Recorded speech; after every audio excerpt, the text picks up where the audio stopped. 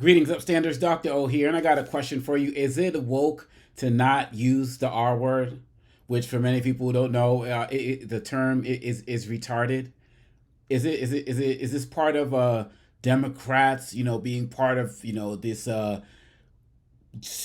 identity politics, to condemn Donald Trump using this term, and especially using it to refer to Tim Walz, who raised a special needs son. I remember during the campaign where everybody's hearts were taken by Tim Walz's son coming up on stage after the DNC speech and hugging him, and how we were all just so had all of these just different types of feelings of joy and happiness, and love for that family when that happened. And now here we are months later, and Trump, who is very intentional with his words. People say that's just Trump being Trump, and Trump sometimes says things he doesn't mean. He's always selective when he uses certain words. You never hear him use that word ever.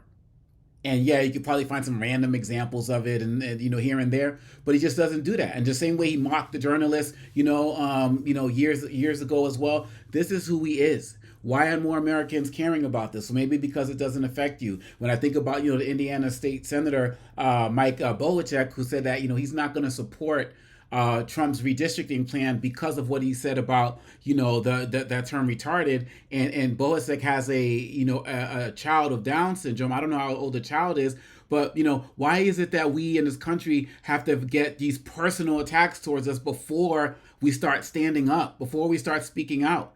The redistricting was always wrong, and for him to put it out there in Indiana, it was always wrong. But because of the personal attacks, this particular state senator decides to back off. See, we need more people in this country who can learn to stand up when a community is targeted that does not necessarily affect them. My philosophy is that everything affects everything, and it's only a matter of time before it comes around to you. But if you don't have LGBTQ people in your family, or you're not LGBTQ yourself, do you have to wait until you have somebody who's a friend who's part of that community and they get attacked or have rocks thrown at them before you start speaking up? If you're not black and you don't have any black friends, and you don't see, you don't know anybody, do you have to wait for one of your friends to get attacked or shot unarmed by the police before you say something about police brutality? Do you have to know somebody who's Latino who gets detained before you start speaking up? There's a crisis of compassion in this country. There's a crisis of compassion in this country. There's a crisis of common humanity. I put up in one of my posts the other day, something about the need to challenge ICE raids and fight and so on and so forth. And one individual says, "When we black, man, why should we give a damn about brown people?" Like, it's just, and it turned into a whole back and forth. And that's where Trump gets over.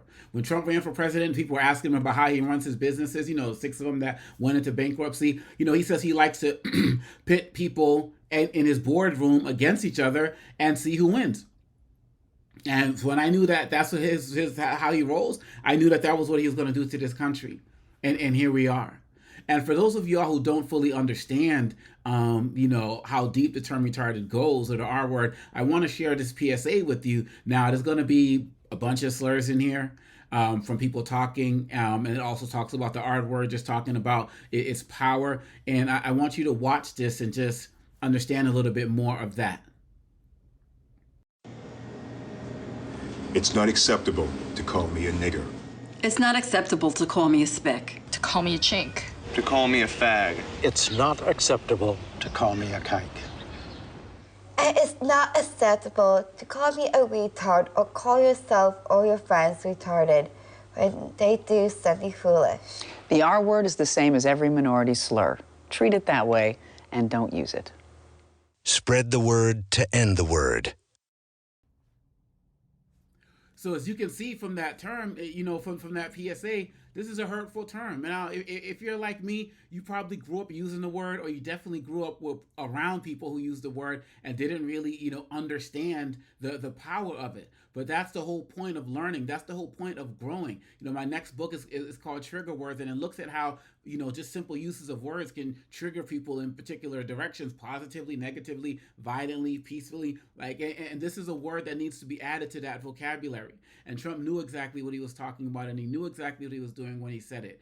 And some people say, "Oh, we got other big things to worry about." We need to worry about human decency. We need to worry about common humanity. We need to learn. We need to, if we can do that, then we can stand up to Trump. And that was what Biden was calling for on some levels. And people can talk about whether he lived up to it or not, but can we at least have a president who expresses that sentiment?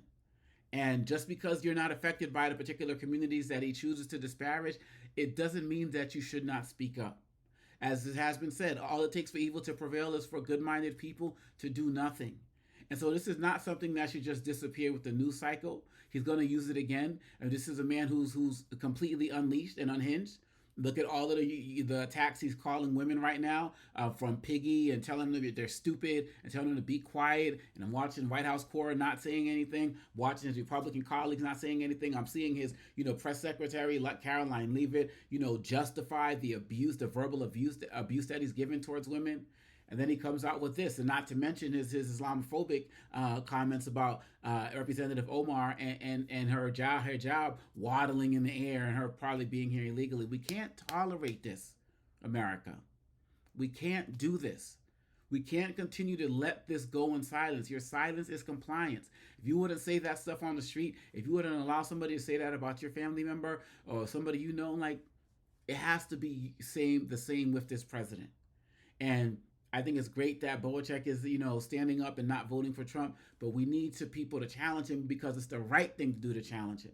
And I'm seeing all of these people in Indiana talking about if they're going to vote because they don't want their house to be firebombed or they don't want to be swatted. All of these Republicans, they were all about Second Amendment, get your guns, and, we're going to defend our family, sending out Christmas cards with their kids holding guns. And now all of a sudden they're getting swatted and some threats and they're scared.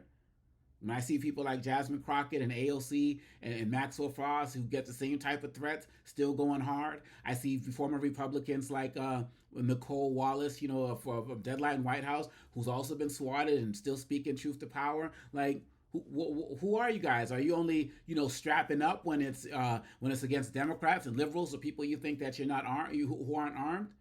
Like the Marjorie Taylor Greene, now she's out, The cowardice that is demonstrated from people who put out the same types of threats towards other people, it's really embarrassing and disgraceful to see. But I don't want to go too far on that point because I can get into that another time. But the main point of what we're talking about here is that we all need to speak up. We all need to call out the ignorance. We all need to call out the hate. And it's not acceptable for them to just get out there and just, throwing out terms like retarded, which is just disrespectful to people on so many different levels. And we have to figure out a way to unearth the compassion for each other when we don't experience what's being said, because it's just a matter of time. As Jennifer Welch always says, before the knives are coming back your way.